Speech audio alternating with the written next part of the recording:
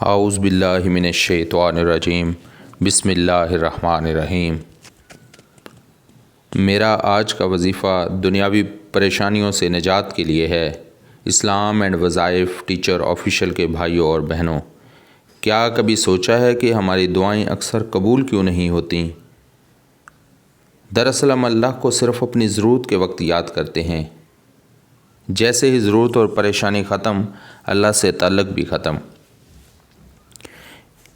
ایک حدیث میں آتا ہے، تم چاہتے ہو کہ اللہ تعالیٰ تمہاری مشکلات میں، مصیبتوں میں دعائیں قبول کرے تو تم اپنے اچھے اوقات میں کثرت سے اللہ سے دعا کیا کرو۔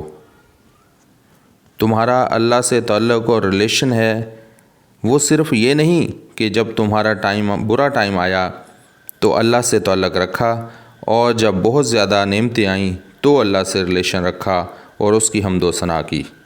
We remember Allah subhanahu wa ta'ala in good times and we praise Him and love Him in bad times۔ آپ کا اللہ سے تعلق محبت اور شناسائی کا ہونا چاہیے، اور کوئی بھی دعا مانگنے سے پہلے سرور کائنات حضرت محمد صلی اللہ علیہ وآلہ وسلم پر درود پاک ضرور پڑھ لیں۔ درود پاک دعا کی قبولیت کی چابی ہے۔ اب چلتے ہیں آج کے وظیفہ کی طرف، توجہ سے سننا ہے آپ نے۔ نماز ظہر کے بعد یہ وظیفہ 101 بار پڑھنا ہے۔ اول و آخر درود ابراہیمی پڑھیں۔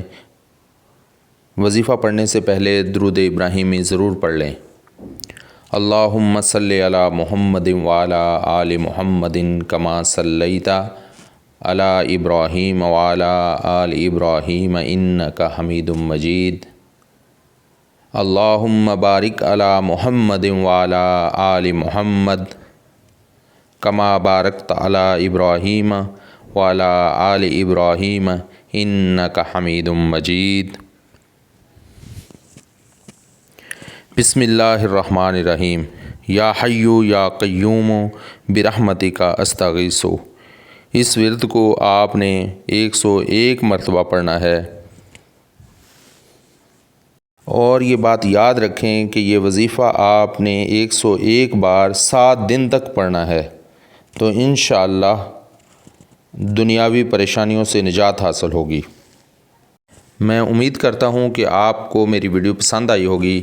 اگر آپ کو میری ویڈیو یہ پسند آئی ہے تو آپ میرے چینل کو سبسکرائب کر دیں، ویڈیو کو لائک بھی کر دیں، اور بیل آئیکن کو بھی ضرور پریس کر دیں تاکہ ہر آنے والی ویڈیو کا نوٹیفیکیشن آپ کو بر وقت مل سکے۔